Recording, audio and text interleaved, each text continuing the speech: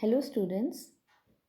हम nerve physiology study कर रहे हैं और अब तक हमने न्यूरॉन के स्ट्रक्चर, उसके टाइप्स और नर्व इम्पल्स के प्रोपोगेशन के बारे में स्टडी किया है। हमने देखा है कि नर्व फाइबर की दो इम्पॉर्टेंट प्रॉपर्टीज़ होती हैं, एक्साइटेबिलिटी एंड कंडक्टिविटी। एक्साइटेबिलिटी यानी कि ability to generate a nerve impulse और कंडक्टिविटी यानी कि ability of the nerve fibre to transmit a nerve impulse.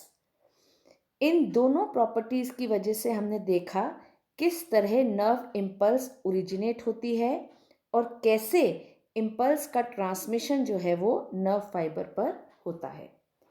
आज हम नर्व फाइबर की बाकी फंक्शनल प्रॉपर्टीज़ के बारे में स्टडी करेंगे।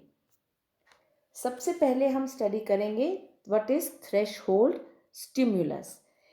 एक मिनिमम स्ट्रेंथ का स्टिमुलस जो है वो ज़रूरी होता है किसी भी एक्शन पोटेंशियल को जनरेट करने के लिए और उस एक्शन पोटेंशियल को पूरे नर्व फाइबर पर ट्रेवल करने के लिए। उसे हम थ्रेशहोल्ड स्टिमुलस कहते हैं, यानी कि देहली मान। किसी भी तंत्रिका तंतु में क्रिया विभव के आरंभ होने के लिए एक निश्चित स्टिमुलस की ज़रूरत है जिसे देहली मान हम कहते हैं। यानी कि थ्रेशहोल्ड स्टिमुलस क्या है? वो स्टिमुलस है जो कि एक नर्व पर अप्लाई होता है which is sufficient to develop a response. और ये रिस्पॉन्स क्या होता है? It is the origin of nerve impulse. Second important functional property जो नर्व फाइबर की है वो है the all or none response, सर्व या शून्य परिघटना। एक बार एक थ्रेशोल्ड लेवल यानी कि एक थ्रेशोल्ड लेवल का स्टिमुलस या उद्दीपन जो है वो मिलता है तो इम्पल्स जो है वो जनरेट होती है और वो अपने मैक्सिमम हाइट तक पहुंचती है, independent of any further increase in the intensity of the applied stimulus. यानी कि एक बार जब कोई नर्व इम्पल्स शुरू हो जाती है तो वो पूरे नर्व फाइबर पर ट्रेवल करती है अपनी स्पीड से, irrespective of the intensity of the stimulus. उसके बाद वो स्टिमुलस कितना की इंटेंसिटी कम या ज़्यादा होती है उस पर वो डिपेंड नहीं करती है। एक मिनिमम थ्रेशोल्ड लेवल का स्टिमुलस मिलने के बाद वो जो है इम्पल्स जनरेट होने के बाद पूरी लेंथ पर फाइबर के ट्रेवल करती है। तो a nerve impulse is therefore referred to as an all or none response because it requires a minimum intensity of stimulus to start it, but once initiated it will proceed to its maximum size। यानी कि एक बार अगर ये stimulus minimum threshold level का stimulus जो मिलता है और नर्व इम्पल्स जनरेट हो जाती है तो वो अपने मैक्सिमम साइज तक पहुंचती है, चाहे उसके बाद इंटेंसिटी स्टिमुलस की कुछ भी हो। थर्ड इंपॉर्टेंट जो इसकी प्रॉपर्टी है वो है रिफ्रैक्टरी पीरियड, अनुत्तेजन अवधि। वो फ्रीक्वेंसी जिससे कि इम्पल्सेस जो हैं वो नर्व फाइबर पर चलेंगी वो डिपेंड करता है refractory period of the fibre. एक बार अगर एक एक्शन पोटेंशियल जैसे कि स्टिमुलस मिलने के बाद अगर एक बार कोई एक्शन पोटेंशियल जनरेट हो जाता है तो उसके बाद वो एक्शन पोटेंशियल जो है वो अपने पीक तक पहुंचता है और इस दौरान अगर कोई सेकेंड स्टिमुलस उसको मिलता है तो वो स्टिमुलस जो है वो सेकेंड रिस्पॉन्स जो है वो प्रोड्यूस नहीं करता है।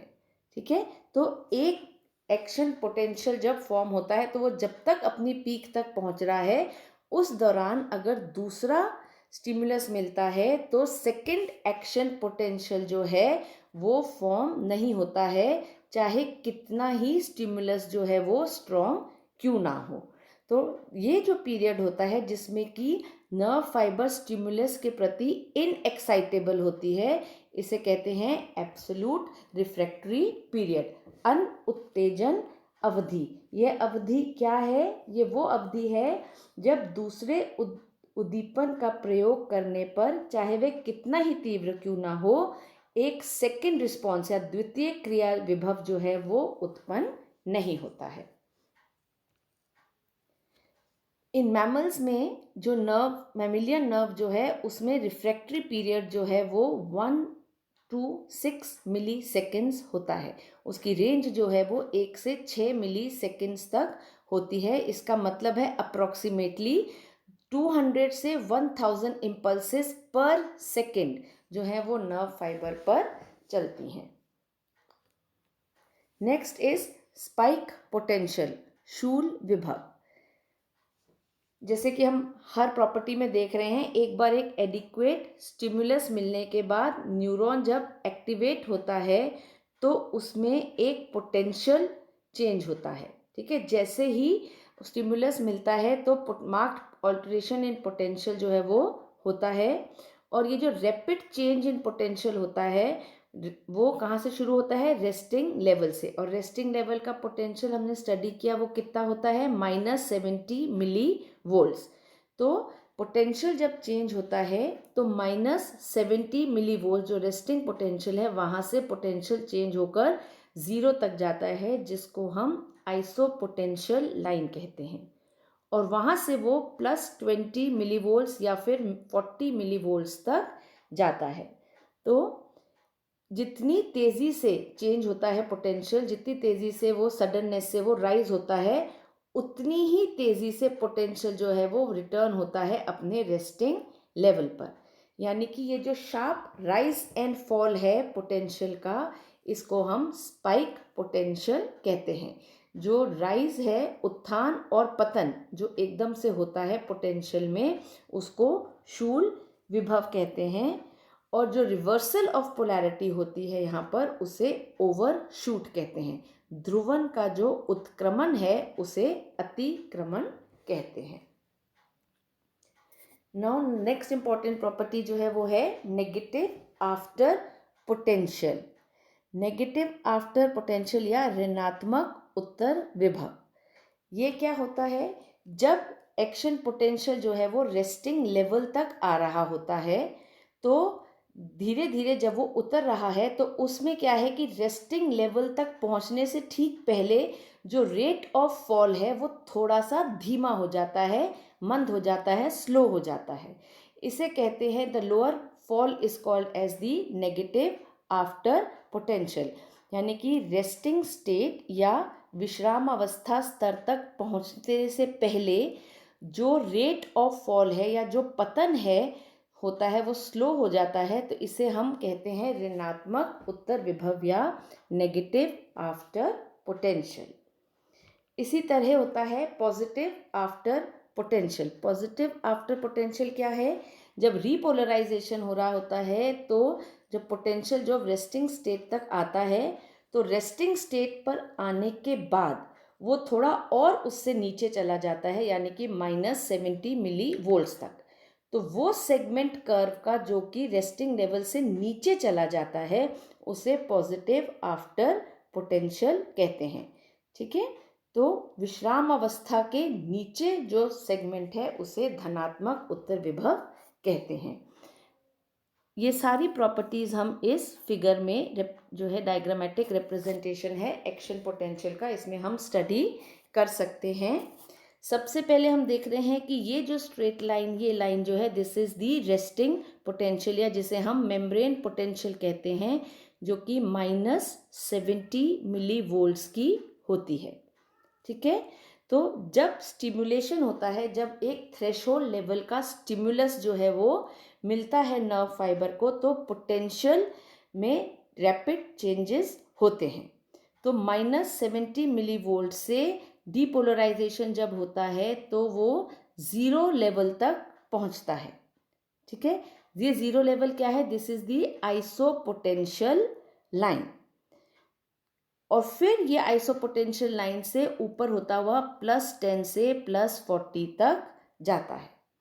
ठीक है, इतनी ही तीव्रता से पोटेंशियल जो है फिर वापस नॉर्मल लेवल की तरफ आता है। यानी कि जो स्टीप राइज हो रहा है उतनी ही जल्दी वो नीचे की तरफ आता है। यानी कि डीपोलराइजेशन जो हो रहा है उसके बाद फिर रीपोलराइजेशन जो है वो शुरू होता है।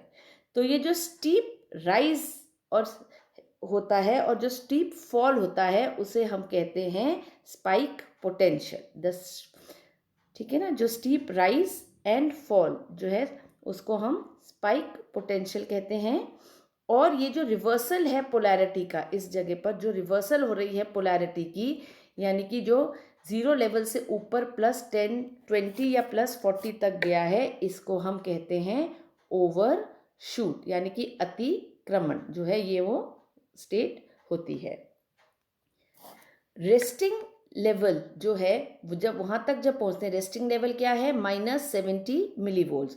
तो ये जो शार्प राइज और फिर शार्प फॉल जो हो रहा है उसमें क्या हो रहा है, वापस रेस्टिंग मेम्ब्रेन तक, जो रेस्टिंग लेवल तक जो है वो वापस अटेन होनी है। तो इससे पहले क्या है, एक्शन पोटेंशियल जो है यहाँ पर आकर थोड़ा सा स्लो हो जाता है, स्लाइटली फॉल हो जाता है एक्शन पोटेंशियल की इसमें। So this fall is known as the, ये जो पतन है इसको हम कहते हैं नेगेटिव आफ्टर पोटेंशियल, ऋणात्मक उत्तर विभव जो है वो ये वाली स्टेट होती है। ये कर्व दिखा रहा है, तो एक ग्रेजुअल जो है फॉल है, जो स्टीप फॉल हो रहा था वो थोड़ा सा डिक्लाइन हो जाता है। उसके बाद क्या होता है, जब रेस्टिंग मेम्ब्रेन पोटेंशियल अटेन होती है तो कभी कभी क्या है, किसी किसी स्टेज में उससे नीचे की तरफ जो है वो पोटेंशियल चला जाता है। So this is known as the positive after potential, वो सेगमेंट जो कि रेस्टिंग लेवल से नीचे की तरफ चला जाता है, -75 MV तक चला जाता है, this is known as the positive after potential.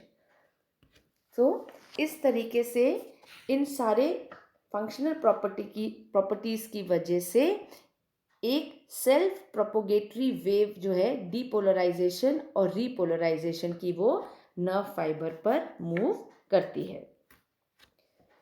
इसके बाद हम नेक्स्ट टॉपिक में, अभी तक हमने जो है प्रोपोगेशन ऑफ नर्व इम्पल्स जो है वो हमने एक नर्व फाइबर पर स्टडी की है। अब उस नर्व फाइबर के एंड पर जब वो पहुंच जाता है नर्व इम्पल्स, वो एक्शन पोटेंशियल, तो वो नेक्स्ट नर्व फाइबर पर कैसे ट्रांसमिट होता है, यानी कि साइनेप्टिक ट्रांसमिशन जो है वो हम अगले लेक्चर में स्टडी करेंगे।